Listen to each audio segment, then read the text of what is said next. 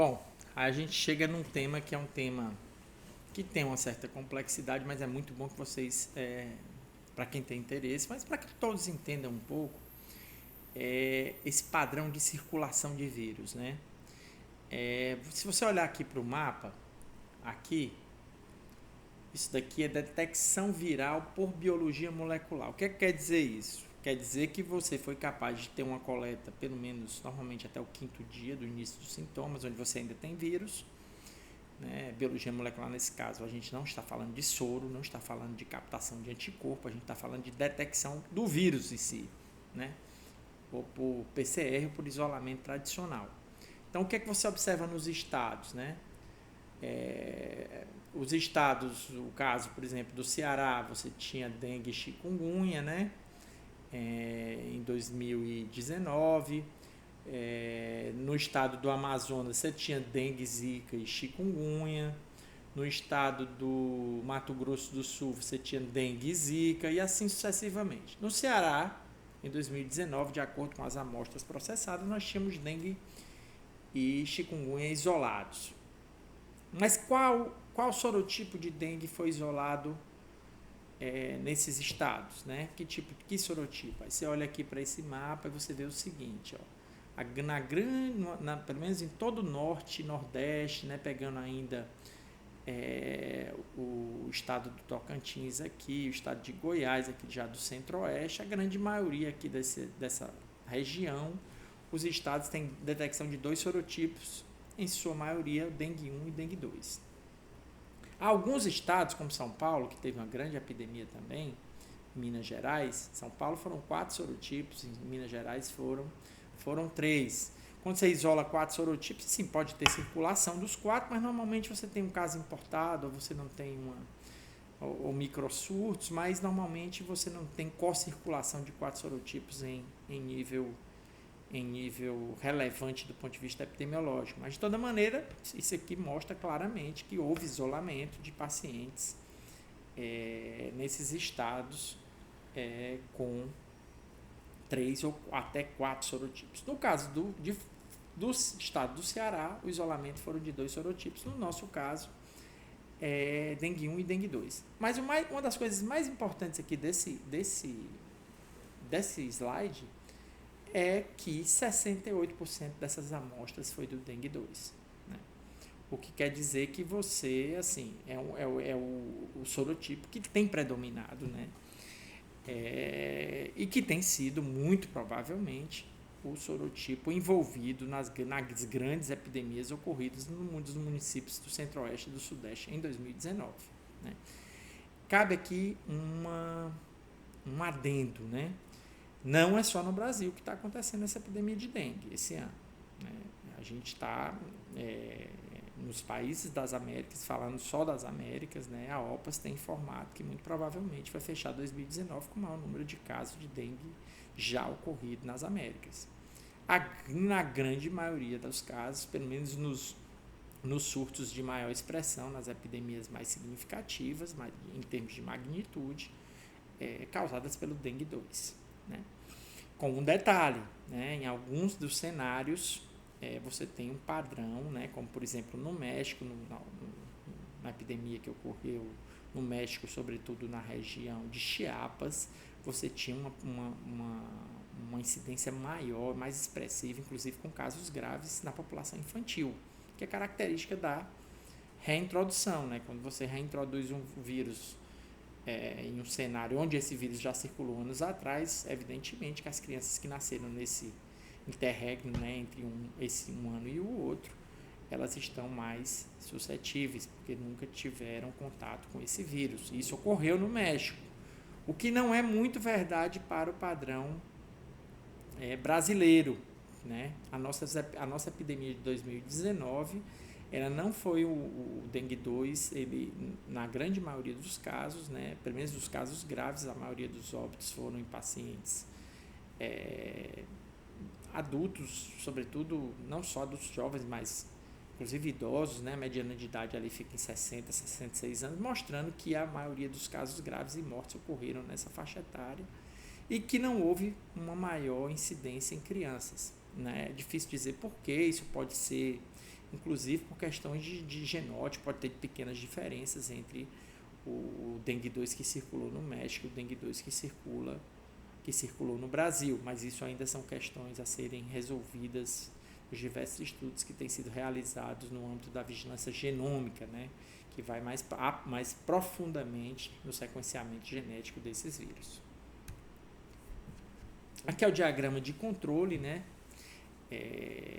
do Brasil entre 2018 e 2019. Você vê aqui que o diagrama de controle ele tem o que a gente chama de uma média móvel, né, que é uma média que é calculada por semana epidemiológica, uma média na incidência de casos esperados para aquela semana, e normalmente você calcula um limite superior, né? Aqui é a média do Brasil, né?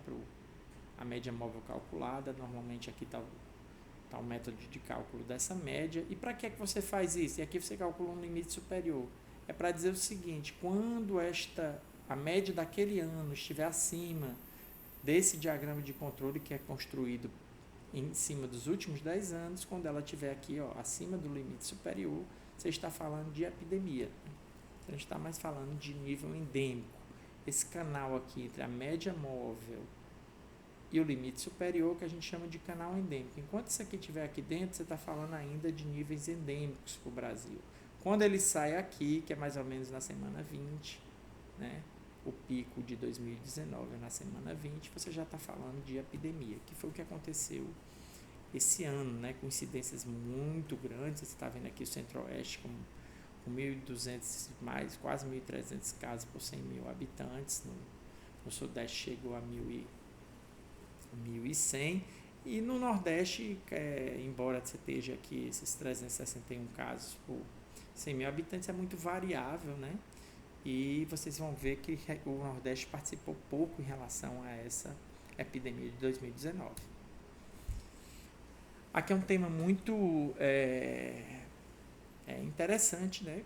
Que é o tema em relação às regiões, né? Quanto cada região contribuiu para a incidência de dengue em 2019, entre a semana 1 e a semana 44. Você veja que o Centro-Oeste, né, desde o início já contribuía, sobretudo aqui, né, com um número importante, Mato Grosso do Sul e Goiás, contribuindo pelo menos nas primeiras semanas epidemiológicas do ano com a maior parte dos casos.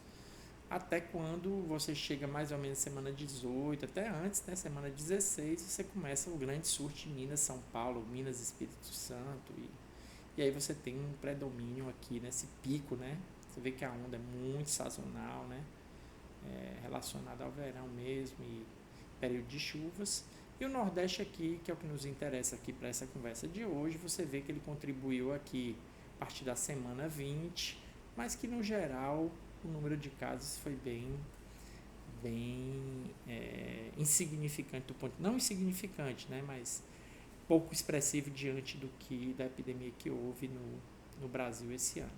O que quer dizer isso? Quer dizer que a gente não teve verdadeiramente uma epidemia nos níveis clássicos que as cidades nordestinas apresentam, né? São epidemias em que você tem mais de 1.000 casos por 100 mil habitantes. Assim, nenhuma grande cidade nordestina chegou sequer a 400 casos por 100 mil habitantes, né? Aqui é a curva epidêmica dos casos de dengue, né? Em cada ano, de acordo com a semana epidemiológica, que você vê, né, mais uma vez, 2019, né, com um grande pico na semana 20. Isso aqui são os casos do Sudeste, como a gente viu antes, né? E que normalmente vocês podem ver que tem um deslocamento temporal. O que quer dizer isso? Que o pico, interessante esse ponto, que tem a ver um pouco com a gente, já ocorreu isso aqui na cidade de Fortaleza, houve um deslocamento do pico epidêmico que tinha ocorrido, por exemplo, em 2010, logo no início do verão no Sudeste, né? E que é o nosso inverno de chuvas, a nossa quadra chuvosa aqui no Nordeste. O pico, por exemplo, em 2016, foi um pico já na sexta semana, né? Enquanto que a gente teve um deslocamento, realmente o pico de 2019 foi para a 20ª semana, um deslocamento temporal importante, que pode ter a ver com padrões climatológicos, pode ter a ver com o fato de que em 2016 a gente teve muito erro de classificação, tinha co-circulação dos 3 vírus, então você não pode assegurar que aqui você tem um número muito alto, né, preciso, né, de casos de dengue, porque aqui pode ter também casos de zika, casos de chikungunya juntos. Ainda era o começo da vigilância, isso é normal acontecer quando você tem introdução de novos tipos, né, novos tipos virais. E agora vamos para o Ceará, né, que é o que realmente deve mexer com a gente agora para quando a gente pensa no ano que vem, né. A gente em 2019, se você observar isso aqui, né, a gente tem alguns municípios, tá vendo aqui, já com mais de 1.000 casos por 100 mil habitantes. Agora, qual a característica desses municípios? Como eu falei antes, você não teve grandes municípios populosos que tenham tido incidência com mais de 1.000 casos por 100 mil habitantes, apenas pequenos. O que quer dizer isso? É que municípios com pequenas populações tiveram alguns casos, quando você calcula a incidência, né, o denominador é menor, e às vezes alguns casos, 100 casos, 150 casos, já eleva essa incidência para um nível de mais de 1.000. No entanto, a gente não deve desprezar esse fato. O que quer dizer que essa região aqui do Ceará e alguns municípios, de maneira mais pulverizada, tiveram níveis epidêmicos já em 2019. Se você olhar para Fortaleza sempre está entre 300 e 1.000. A dengue é uma endemia que realmente não sai da nossa cidade, mas que o que a gente considera que a transmissão esse ano foi residual, foi uma transmissão ainda em baixos níveis. E quando você olha as últimas 5 semanas, contando do dia 29 de outubro, né, as últimas 5 semanas você praticamente teve um número muito baixo de transmissão, que é tradicional, se não tem sobretudo em outubro, né, novembro, quando você não tem chuva, realmente tem uma transmissão muito baixa, talvez é o período em que tem a transmissão mais baixa no estado.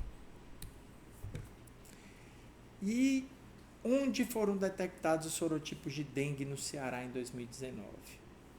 Está aqui Fortaleza, que detectou o dengue 1 e o dengue 2, né? Aqui em laranja.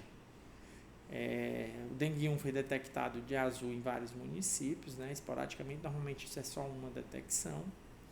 O dengue 2 em 3 outros municípios, né? E a maioria aqui não tem detecção. E se não tem detecção, é até bom que vocês saibam, porque para que você faça detecção de sorotipo de dengue, porque o diagnóstico de dengue laboratorial tradicional, que todos vocês conhecem, é um diagnóstico sorológico, né? Em que você faz uma captura de IgM. Então, é uma detecção que a gente chama indireta, não é um método direto de captura do vírus, né? Ou de vestígios virais, etc. Então, para que você faça a detecção viral, você tem que ter essa coleta oportuna, né? Normalmente antes do 5º dia do início de sintomas, e que essa amostra chegue rapidamente ao laboratório central do estado do Ceará, né? Para que ela possa ser processada, e aí você faz o isolamento. Então, isso não quer dizer, eu fiz esse comentário apenas para que vocês saibam que não quer dizer que nesses outros municípios não tenham circulado vírus. Circularam, mas apenas não foram detectados oportunamente. Aqui é o diagrama de controle dos casos do Ceará. Vocês podem ver, né, que o limite é o mesmo padrão, mesma forma de cálculo do diagrama de controle do Brasil. Aqui você vê a média móvel em amarelo, né? Teve um aumentozinho aqui em 2019, na semana 15, saiu, né, ficou dentro do canal endêmico, mas a maior parte do tempo, né, do ano, né, a média do estado do Ceará esteve abaixo da média móvel e muito distante de qualquer nível epidêmico, que seria acima do vermelho, acima do limite superior calculado estatisticamente. Então, esse ano, o Ceará realmente não esteve próximo, considerando a unidade de estado, não esteve sequer próximo de uma epidemia.